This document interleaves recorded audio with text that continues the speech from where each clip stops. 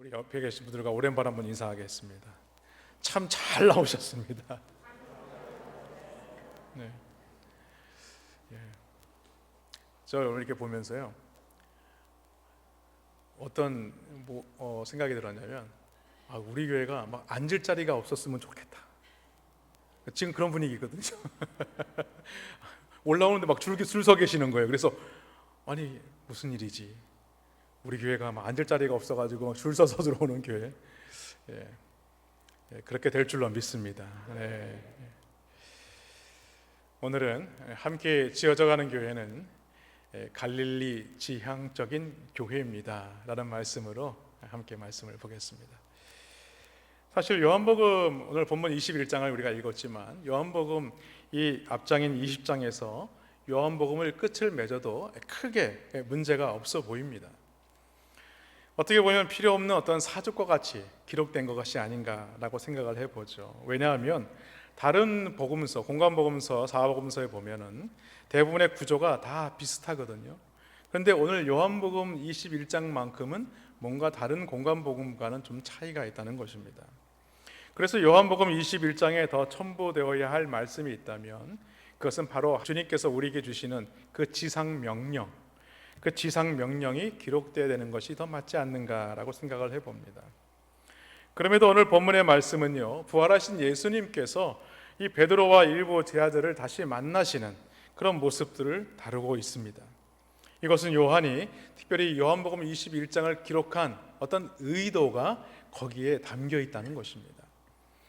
그것은 바로 한 사람 한 사람을 주님께서는 귀하게 여기시고 사랑하시고 용서하신다는 거예요. 그런데 우리가 이 주목할 것이 있습니다. 그것은 바로 예수님께서 자신을 나타내시는 그 무대가 이제 예루살렘에서 어디로 옮겨오게 됩니까? 바로 이 갈릴리로 옮겨오게 되었다는 겁니다. 그리고 제자들이 예루살렘에서 갈릴리로 돌아온 것은 어떤 신앙적인 회의라기보다는 갈릴리로 가서 당신을 기다리라는 이 주님의 이 약속과 명령을 의지해서 왔다는 것이죠. 마태복음 28장 10절 말씀에 보니까 이렇게 말씀합니다. 가서 내 형제들에게 갈릴리로 가라 하라. 거기서 나를 보리라. 주님께서 이렇게 말씀하셨어요. 마가복음 28장 방금 말씀을 읽어보았지만 이 본문과 비교 말씀인 마가복음 16장에 보면요, 이 공통적인 내용을 자세히 기록하고 있습니다. 너희가 십자가에 못 박히신 예수를 찾지만 그는 살아나셨고 여기 계시지 않는다라는 말씀과 그가 죽은 자 가운데서 살아나셨고 너희보다 먼저 갈릴리로 가셔서 거기서 너희를 만날 것이다 라는 말씀입니다. 그리고 요한복음 21장에서 예수님은요, 갈릴리에 모인 제자들에게 다시 나타나셨습니다. 이렇게 예수님께서는 제자들을 찾아오셔서 만나신 일은요, 우리에게 매우 시사하는 바가 크다는 사실이죠. 왜냐하면 당시 이 제자들의 심리 상태는요, 참 불안한 상태였습니다. 그들이 비록 주님의 부활을 목격했다고는 하지만 그들의 자신의 삶에 장차 어떤 일이 일어날지 전혀 그들은 예측할 수 없었기 때문입니다.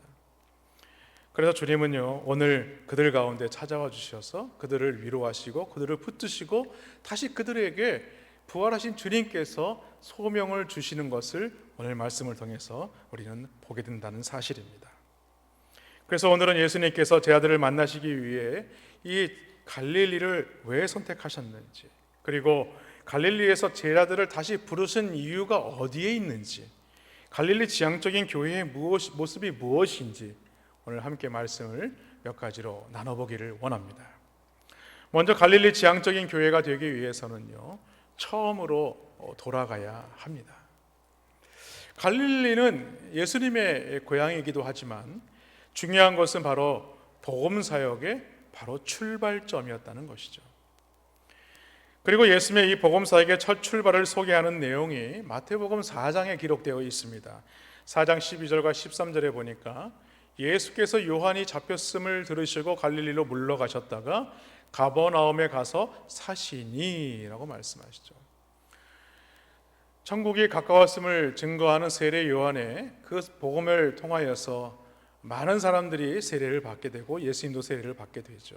그러나 결국에는 헤롯에 의해서 이 세례 요한이 잡히게 됩니다. 그 소식을 듣고 예수님은 오늘 가버나움으로 오셔서 그곳에서 사셨다라고 말씀합니다. 사실 가버나움은 어떤 곳이냐? 가버나움은요, 이 갈릴리 호수 주변에 있는 마을이에요. 그곳에서 예수님은 제 아들을 처음으로 부르시게 됩니다. 마태복음 4장 18절 말씀에 보면은 이 갈릴리 해변을 다니시다가 두 형제 곧 베드로라는 시몬과 또 안드레와 또 요한과 야고보를 그곳에서 부르시게 되죠. 그리고 마태복음 4장 23절에 보면 예수님은 온 갈릴리에 두루 다니시면서 각 회당에서 말씀을 가르치셨다라고 기록하고 있습니다. 그리고 요한복음 2장에 보면요, 예수님의 그 첫 번째 기적의 사건, 바로 물로 포도주를 만드신 그 사건이 어디에서 있었느냐? 바로 이 갈릴리 가나라는 조그마한 동네에서 시작되었다는 사실입니다. 이처럼 예수님은 이 갈릴리에서 당신의 이 공생애를 시작하면서 회개하라 천국이 가까웠느니라 라는 말씀을 선포하셨어요. 그렇습니다. 갈릴리는 어떤 곳이냐? 갈릴리는 예수님께서 제 아들을 부르시고 그들을 훈련시키시고 또 각 회당에서 두루 다니시며 복음을 가르치시고 또 갈릴리에서 이 기적의 역사를 행한 곳이다 라고 오늘 말씀을 하고 있는 것입니다. 이와 같이 예수님에게 있어서 모든 공적인 사역의 출발점이 어디냐? 바로 이 갈릴리라는 거예요. 뿐만 아닙니다. 제 아들 또한 이 갈릴리는요, 사역의 신앙의 원점이고 부르심을 받은 소명의 장소라는 것입니다. 그래서 제 아들은 자신에게 이 전부인 이 배를 버리는 것에 대해서도 머뭇거리지 않게 되죠. 그래서 누가복음에 보면요, 그들이 배들을 육지에 대고 모든 것을 버려두고 예수님을 쫓았다라고 말씀은 기록하고 있습니다. 그러나 부르심에 대한 기대는요, 곧 무너지고 말았습니다. 왜냐하면 예수님의 이 부르심을 받은 이 제자들의 모습은요, 너무나도 실망스러운 모습이었다는 거예요. 마가복음 4장 35절로 41절 말씀에 보면요, 제자들이 예수님을 모시고 이 갈릴리 바다를 건너시는 장면이 나옵니다. 그때 큰 광풍이 일어나서 파도가 치고 바람이 세게 불어 닥치니까 이 배에 자꾸만 물이 들어오는 거예요. 결국에는 배에 물이 가득 차다 보니까 배가 침몰할 수밖에 없는 그런 상황이 된 것이죠. 그런데 예수님이 그 상황 가운데서도 어떻게 하고 계십니까? 뱃머리에서 잠을 청하고 계시는 거예요. 그 예수님은 대단하시죠. 배도 큰 배도 아닌데 작은 배가 막 요동치는데, 아마 예수님께서 제 생각에는 성경에 기록되어 있지 않지만 아마 제자들이 어떻게 하나 이렇게 보셨을 것 같아요. 그때 이 제자들은요, 예수님을 깨워서 예수님께서 이 문제를 해결하실 수 있다, 그 방법밖에 없다라고 생각하고 예수님을 깨웁니다. 깨우면서 뭐라고 얘기합니까? 선생님, 우리가 죽게 된 것을 왜 가만히 보고만 계십니까? 그때 예수님이 말씀하시죠. 일어나셔서 바다와 바람에게 꾸짖습니다. 잠잠하라, 고요하라. 그런데요, 놀라운 일이 일어난 거예요. 말씀에 바람이 그치고 파도가 아주 잔잔하게 되었어요. 그리고 제 아들에게 예수님께서 책망을 하십니다. 뭐라고 책망하시냐면 어찌 믿음이 없느냐, 이렇게 책망을 하세요. 그런데 제 아들의 반응은 어떻습니까? 마가복음 4장 41절 하반절에 보니까 이렇게 말합니다. 그들이 심히 두려워하여 서로 말하되 그가 누구이기에 바람과 바다도 순종하였는가 하였더라. 여러분, 제 아들이 누구입니까? 예수님을 따라다니면서 수없이 예수님의 말씀을 들은 자들이에요. 그리고 예수님께서 행하신 놀라운 기적들을 직접 그들이 목격한 사람들입니다. 그럼에도 불구하고 예수님이 어떤 분이신지 지금 제대로 알지 못하고 있는 거예요. 이와 유사한 사건이 마가복음 6장 45절로 51, 2절 말씀에 나오죠. 예수님께서 제 아들을 갈릴리 건너편으로 먼저 보내십니다. 그리고 밤 사경에 예수님께서 바다 위를 초벅초벅 건너서 그 제자들이 있는 배로 걸어오시는 거예요. 그 제자들은 놀라지 않습니까? 아니, 그 파도가 치는 그 바다 위를 누가 걸어서 온다고 생각하니 유령이 아닌가. 그래서 떠들며 무서워했다라고 성경은 말씀하죠. 그때 예수님께서 뭐라고 말씀하시냐면 안심하라, 내니 두려워 말라, 이렇게 말씀하세요. 근데 마가복음을 보면 여기서 이렇게 그쳤지만 마태복음 14장을 보면요, 이 베드로가 물 위를 걷는 사건을 덧붙여서 기록하고 있어요. 베드로는요, 몇 발자국 가지 못해서 의심하여서 물에 빠지게 되죠. 그런 베드로를 건져주시면서 예수님께서 이렇게 말씀합니다. 믿음이 적은 자요. 그러나 그것만 베드로에게만 한다는 말씀은 아니었어요. 마가복음 6장 51절로 52절 말씀에 보니까 이렇게 말씀하죠. 배에 올라 그들에게 가시니 바람이 그치는지라 제 아들이 마음에 심히 놀라니 이는 그들이 그 떡 떼시던 일을 깨닫지 못하고 도리어 그 마음이 둔하여졌음이더라 라고 말합니다. 여러분 생각해 보십시오. 여기 그 떡 떼시던 일을 깨닫지 못하고 도리어 그 마음이 둔하여졌다라고 말합니다. 베스다에서 어떤 일이 있었습니까? 오병이의 역사가 일어나지 않았습니까? 5천 명을 먹이고 12방울지를 남기는 놀라운 역사를 이루게 되죠. 이는 시간적으로 보면요, 불과 그들이 배를 타고 오기 전에 있었던 몇 시간 전의 일이었어요. 아마도 제 아들은요, 자신들의 손으로 그 떡을 나누고 그 물고기를 나누었을 것입니다. 또 그리고 남은 그 물고기와 떡을 그 12바구니에 친히 담아서 아마 담았을 거예요. 무슨 말이냐면 자신들의 손으로 직접 이러한 기적을 경험했음에도 불구하고 예수님께서 물 위를 걸어오신 사건과 베드로가 물 위를 걷다가 빠진 사건으로 인해서 오늘 그들의 반응은 무엇입니까? 두려워했다는 것입니다. 이 두려움은요, 단순한 두려움이 아닙니다. 오늘 말씀에서 뭐라고 얘기합니까? 마음이 둔하여져서 오는 두려움이다 라고 말합니다. 마음이 둔하여져서 오는 두려움이다 라고 말하고 있어요. 사랑하는 성도 여러분, 마음이 둔하여졌다는 의미가 무엇입니까? 무언가 그들의 눈이 가리워져서 보아야 할 것을 제대로 보지 못하는 것 때문에 두려워한다는 거예요. 그렇다면 무엇이 그들의 눈을 가리게 된 것인가? 요한복음 6장 15절에 보면요, 오병이어 사건 후에 그들의 반응에서 볼 수 있어요. 그들이 무엇을 보냐면 예수님이 이 오병이의 기적을 행하신 이후에 많은 사람들은 예수님을 무엇으로 삼으려고 했다? 임금으로 삼으려고 했다라는 거예요. 그래서 마음이 둔하여진 제자들은요, 예수님께서 십자가의 이 구원을 완성하기 위해서 예루살렘 성을 입성하실 때에 그들이 했던 일을 보면 더욱더 실망적일 수밖에 없다는 것을 말씀을 통해서 보게 된다는 것입니다. 마가복음 10장 37절에 보니까 이 야고보와 요한의 어머니 살로메를 통해서 예수님께 청탁하는 장면이 나와요. 참 우리의 어머님들은 참 대단하십니다. 자녀가 무엇을 하든지 잘 되기를 바라는 마음들이 이 말씀을 통해서도 볼 수가 있다는 거예요. 그런데 오늘 예수님의 이 마음과 제 아들의 마음은 영 다를 수밖에 없는 것입니다. 마가복음 10장 37절에 보니까 이렇게 말씀을 합니다. 주의 영광 중에서 우리를 하나는 주의 우편에 하나는 주의 좌편에 앉게 하여 주옵소서라고 말하고 있죠. 그러니까 이 자신의 두 아들을 예수님이 임금이 되시면 한편은 우편에 한편은 좌편에 앉게 해달라 이러고 말하고 있는 것입니다. 그런데 더 큰 문제는 무엇입니까? 이 이야기를 들은 다른 제자들이 분노가 일기 시작한 것입니다. 마가복음 10장 41절에 보니까 10 제자가 듣고 야고보와 요한에 대하여 화를 내거늘, 이 화를 냈다는 것은 무엇이냐면 어찌 예수님의 마음을 이해하지 못하고 화를 낸 게 아닙니다.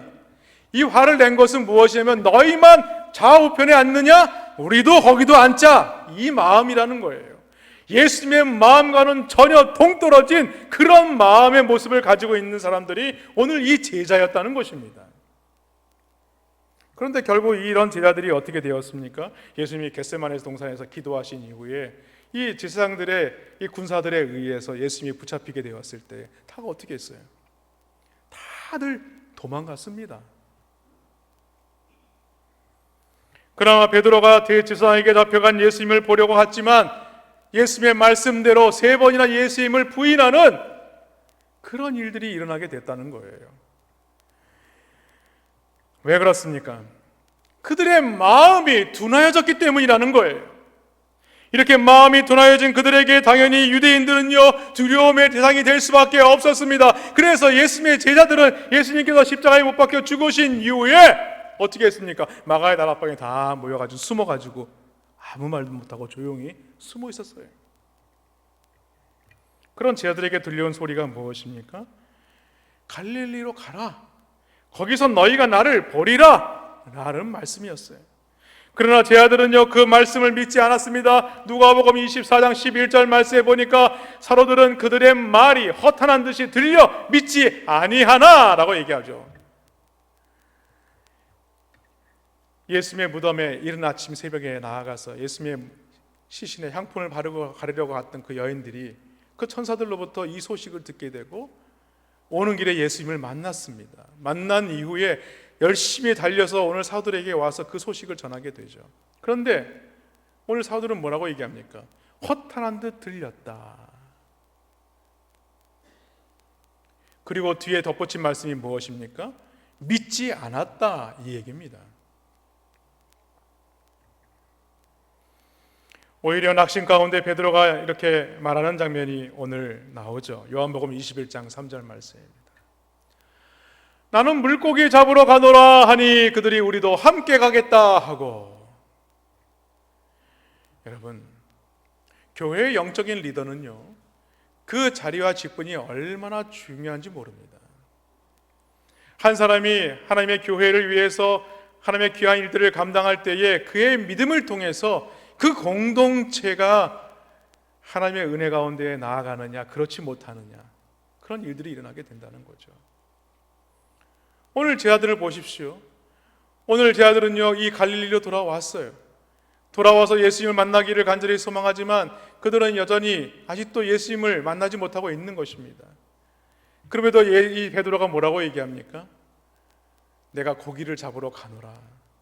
그냥 고기를 잡으러 가면 혼자 가면 되지, 왜 제자들을 모아놓고 거기서 내가 고기를 잡으러 가노라, 이 말은 뭐예요? 함께 가자. 잘못된 길로 들었을 수 있는 그런 이야기를 지금 하고 있는 것입니다.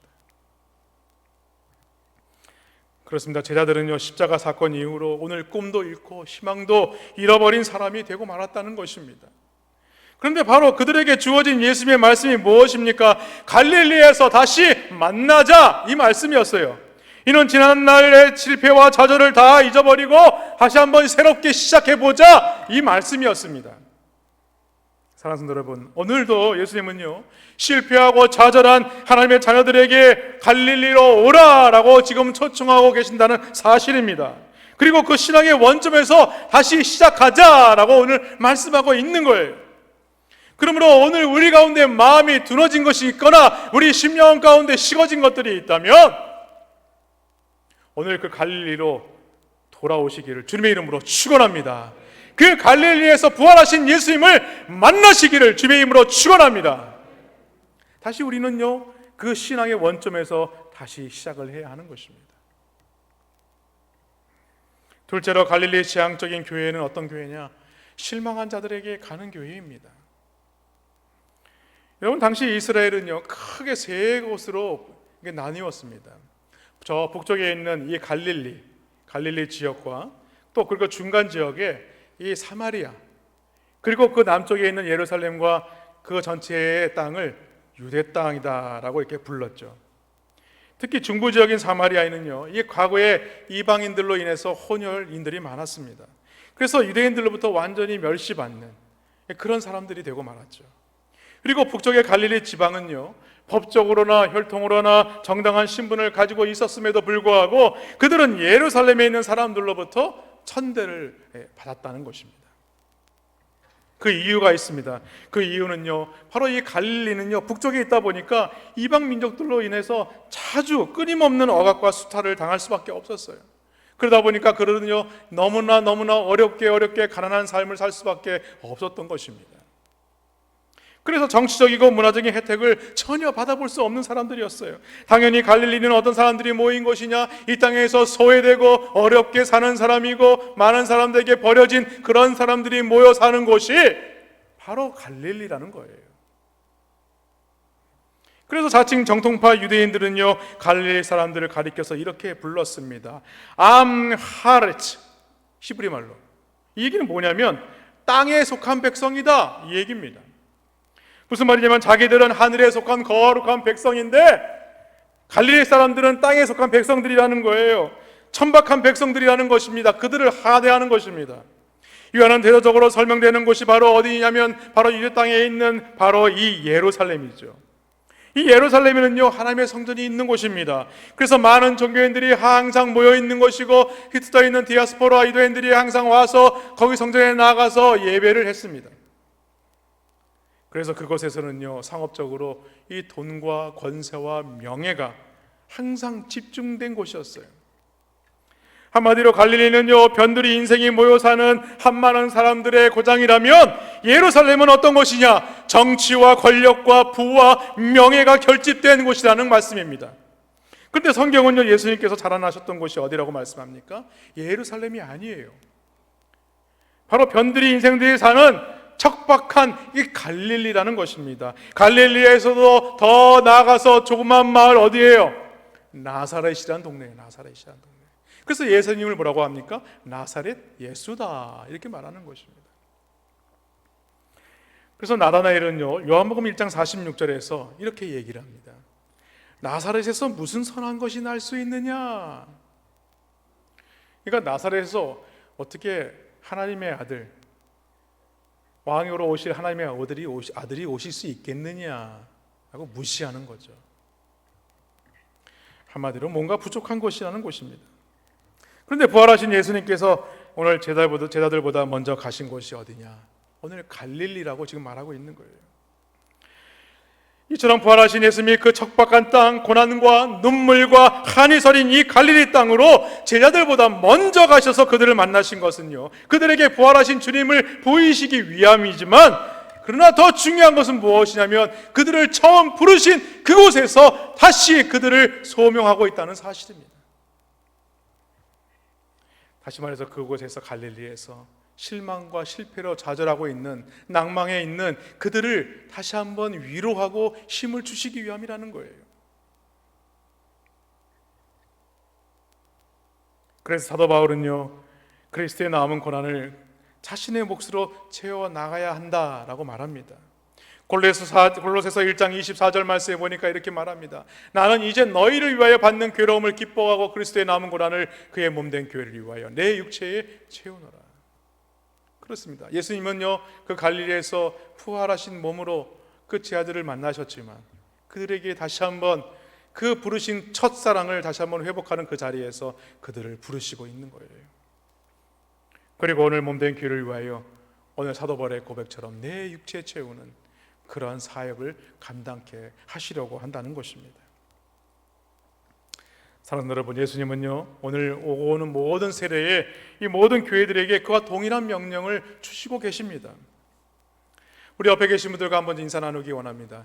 우리 갈릴리에서 예수님을 만나시기를 바랍니다. 한 번 더 고백할까요? 우리 갈릴리에서 예수님을 만나시길 바랍니다. 이는요, 예수님을 따르는 제자들뿐만 아니라 오늘을 살아가는 모든 성도들에게 주님이 약속하시고 주시는 명령이라는 사실을 믿으시기를 바랍니다. 마지막으로 갈릴리 지향적인 교회는 어떤 교회냐? 바로 이 복음의 증인이 되는 교회입니다. 오늘 3절 하반절에 보니까 이렇게 말씀하세요. 그날 밤에 아무것도 잡지 못하였더니, 그리고 4절 상반절에 보면 날이 새어갈 때에 라고 얘기하죠. 부활하신 예수님께서 막달라 마리아를 통하여 갈릴리로 돌아가라 하신 말씀을 듣고 갈릴리로 돌아오기는 했지만 마땅히 무슨 일을 해야 할지 도무지 할 수 있는 일이 없었다는 거예요. 그러나 그들이 유일하게 할 수 있는 것이 무엇입니까? 바로 고기를 잡는 일이죠. 왜냐하면 그들이 직업이 뭡니까? 어부였잖아요. 어부. 고기를 잡는 일이라면요, 언제든지 자신이 있었던 사람들이죠. 그런데요, 오늘 말씀을 보니까 그날 밤에도 그물을 들고 가서 베드로가 나는 고기를 잡으러 가노라, 내 제자들도 우리도 함께 갑시다 해가지고 배를 타고 나가서 고기를 잡으려고 그물을 내리고 그물을 올리고 그물을 내리고 그물을 올리고 그 밤이 다 샜어요. 그 새벽녘이 되었습니다. 그런데 아무 물고기가 잡히지 않는 거예요. 그들은 열심히 고기를 잡았지만 아무런 소득을 얻을 수가 없었습니다. 그런데요, 그때예요, 그들이 만나야 배워야 할 주님께서 바닷가에 서 계셨지만 그들은요, 아무도 주님을 알아보지 못했습니다. 고기 잡는 일에만 열중했다는 거예요. 그런데 그들은요, 새벽이 되었지만 여전히 그들에게는 빈손과 빈 그물뿐이었습니다. 그런데 어디서 저기 해변가에서 익숙한 목소리가 들리는 거예요. 요한복음 21장 6절에 보니까 그물을 배 오른편에 던져라. 그리하면 잡으리라. 이 말씀을 들리는 거예요. 그런데 어디서 익숙한 목소리에서 많이 듣던 목소리고요. 그래? 그래 한번 해봅시다. 그래 한번 해보자. 그래서 배 오른편에 그물을 딱 내렸어요. 근데 그물이 안 올라오는 거예요. 얼마나 많은 물고기가 잡혔는지 밤새도록 그물을 내리고 올리고 내리고 올리고 했는데도 고기를 잡을 수 없고 빈손이었고 빈 그물이었는데 그 말을 듣고 그물을 내리니까 그물에 고기가 가득 찬 거예요. 근데 그 순간입니다. 그 순간에 보니까 오늘 7절에 보니까 이렇게 말해요. 예수께서 사랑하시는 그 제자가 베드로에게 이르되 주님이시라. 사실 어떻게 보면 예수님의 음성을 들어야 될 사람이요, 수제자 베드로가 더 들어야 될 게 맞을 겁니다만, 오늘 말씀해 보니까 예수께서 사랑하시는 그 제자가 베드로에게 이르되, 사랑하시는 제자가 누구이겠습니까? 요한입니다. 요한. 오늘 요한이 먼저 우리 예수님이셔, 우리 예수님이셔. 여러분 생각해 보십시오. 누가복음 5장에 보면 예수님께서 해변에서 말씀을 전하시다가 밤새도록 그물을 내리고 올리다가 그 고기도 못 잡고 새벽에 와서 찢어진 그물을 깁고 있는 베드로에게 배를 띄우기를 요청하셨어요. 그 배를 띄워가지고 거기서 말씀을 전하신 이후에 베드로에게 뭐라고 얘기했습니까? 깊은 곳에 가서 그물을 내려라. 누가복음 5장에서 말씀을 그렇게 했었어요. 그때 그 베드로의 고백이 뭡니까? 내가 말씀을 의지해서 그물을 내리겠습니다. 그때 어떤 놀라운 역사가 일어났습니까? 많은 물고기들이 그 그물 안에 가득 채워졌다는 거예요. 그때 이 베드로가 고백했을 때 나는 죄인입니다. 그런데 오늘 그런 현상이 통일하게 나타났어요. 그러면 누가 깨달아야 됩니까? 베드로가 깨달아야죠. 근데 베드로가 깨달은 게 아니에요. 주님을 누가 먼저 알아봤습니까? 요한이 먼저 알아봤다는 거예요. 베드로가 그 이야기를 듣고 맞아, 예수님의 음성이었구나. 벗었던 옷을, 겉옷을 주섬주섬 빨리 입고 배에서 뛰어내립니다. 그리고 그 바닷물을 막 헤쳐나오면서 달려오게 되죠. 바다로 뛰어든 베드로의 마음은요, 아마 착잡했을 겁니다. 왜 그렇죠? 주는 그리스도시여 살아계신 하나님의 아들이십니다 라고 고백했지만 종국에는 너가 닭이 울기 전에 나를 3번 부인하리라. 저는 절대로 그러지 않습니다. 제가 죽으면 죽으시 저는 절대 그러지 않습니다 했는데 정작 3번이나 부인을. 그때 예수님을 보았을 때 무슨 할 말이 있겠습니까? 배에는 뛰어내렸는데 부활하신 주님께서 오시겠다고 약속하시고 그 음성도 듣고 뛰어내렸는데 가면서 무슨 말을 해야 될까? 아마 머리가 되게 복잡했을 거예요. 그런데요, 육지에 오른 베드로와 다른 제자들은요, 숯불과 그 위에 생선과 떡을 붓고 있는 그 예수님을 만나게 되죠. 사랑하는 성도 여러분, 갈릴리 바닷가에 나타나신 이 부활의 주님은요, 제자들에게 특별한 의미가 있습니다.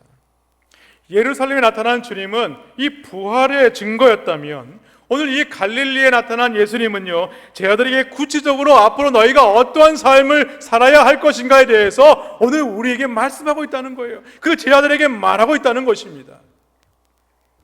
그렇습니다. 우리에게도 부활하신 주님은요, 처음 만난 장소와 때가 있어야 한다는 것을 우리에게 말하고 있는 것입니다. 바울처럼 부활하신 그 주님을 담에석 도상에서 만났을 때에 그의 인생이 180도 바뀌게 된 것처럼 우리도 그와 같은 체험을 해야 하는 것입니다.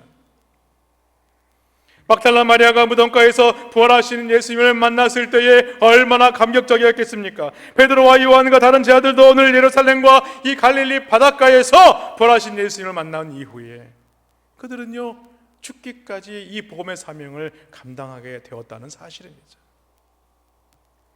그리고 지난주에도 말씀을 드렸지만 엠마오로 가는 두 제자에게도 동일하게 주님께서 만나시지 않았습니까?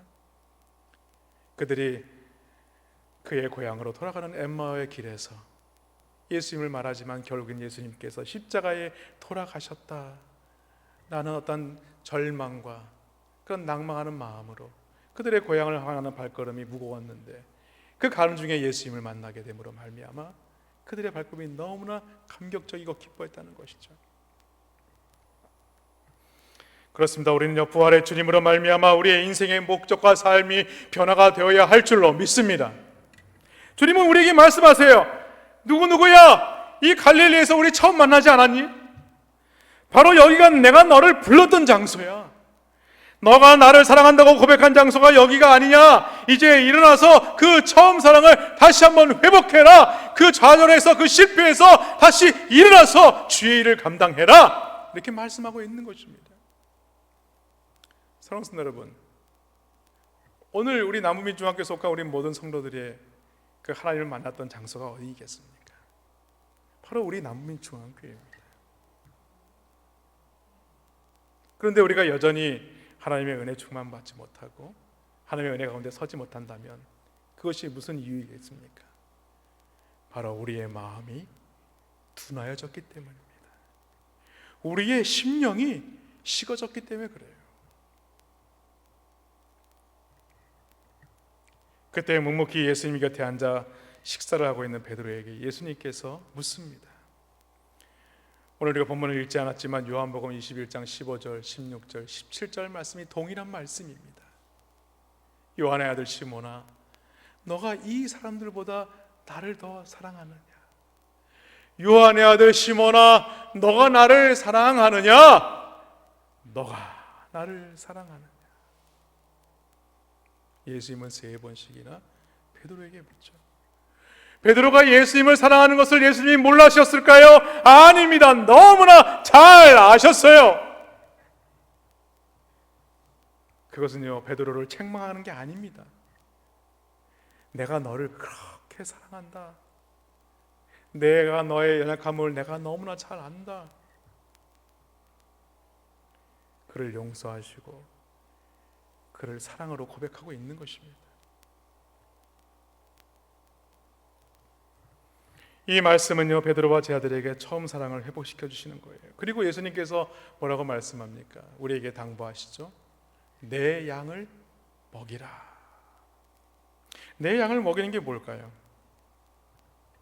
부활하신 예수님은요, 제 아들에게 당부하신 그 말씀, 내 양을 먹이는 것, 그 내 양을 먹이는 것은요, 마태복음 28장 19절과 20절의 말씀입니다.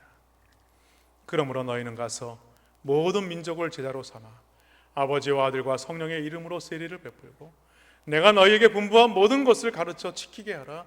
볼지어다 내가 세상 끝날까지 너희와 항상 함께 있으리라 하시니라. 또 마가복음 16장 15절 말씀에 보면 또 이르시되 너희는 온 천하에 다니며 만민에게 복음을 전파하라. 이것이 오늘 예수님이 우리에게 당부하시는 내 양을 먹이라 라는 소명입니다. 다시 한번 우리에게 주시는 소명이에요. 여러분들 그 굳어진 마음들, 여러분들의 식어진 심령들을 다시 한번 예수님의 그 소명 앞에 다시 한번 불을 지피고 뜨거움을 받는 감격적인 은혜가 있기를 주님의 이름으로 간절히 축원합니다. 말씀을 맺습니다. 사도 요한의 제자로 알려진 이그나티우스라는 사람이 있습니다.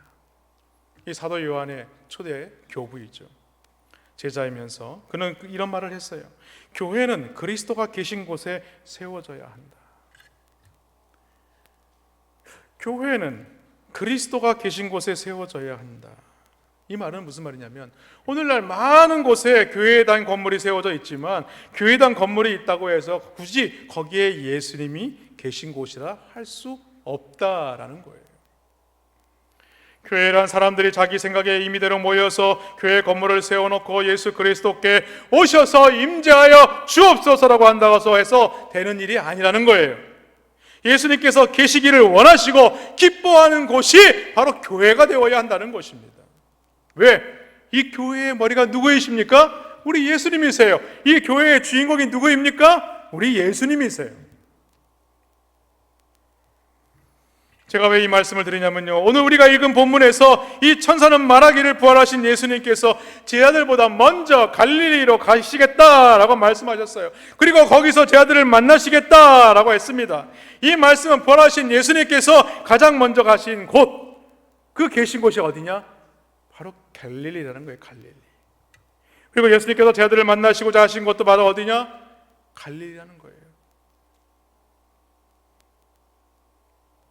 예수님이 찾으시고 만나시기 원하시는 곳, 그곳에서 주님을 만나게 한다는 거예요. 주님께서 우리를 만나시기를 원하신다는 것입니다. 앞에서도 말씀을 드렸지만요, 갈릴리는요 어떤 곳이냐? 고난과 눈물이 있는 곳이라고 말씀을 드렸습니다. 거기는 하나님의 나라의 복음과 천국의 소망밖에는 위로받을 길이 없는 가난한 심령들이 모여있는 곳이라고 말씀을 드렸습니다.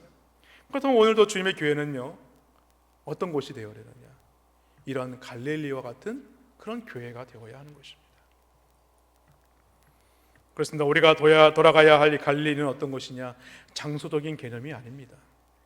우리가 생각해야 될, 돌아가야 할 이 갈릴리는요 주님의 처음 사랑을 회복하는 곳이 되어야 합니다. 거기서 뜨겁게 주님을 사랑하는 곳이 되어야 하는 것입니다.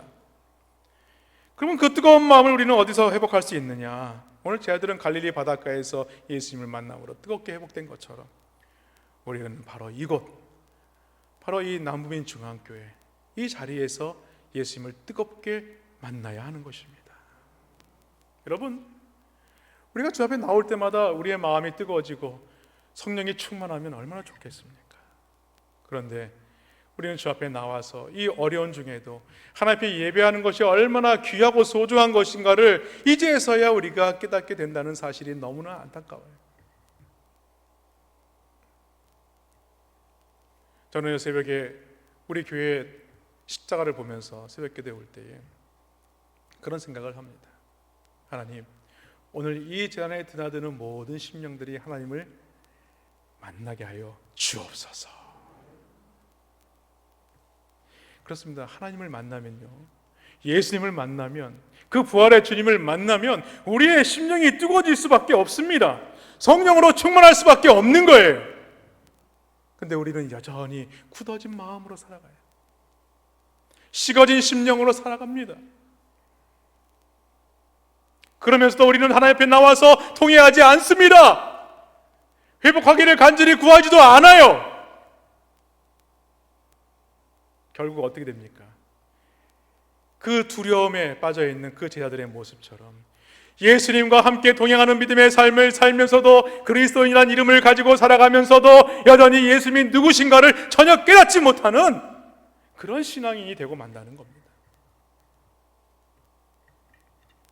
바라기는 오늘 모든 성도님들이 예수님을 가장 뜨겁게 사랑하는 이 남부민 중앙교회 이 자리에서 그 처음 사랑을 다시 한번 회복하는 그러한 은혜가 있기를 주님의 이름으로 간절히 축원합니다.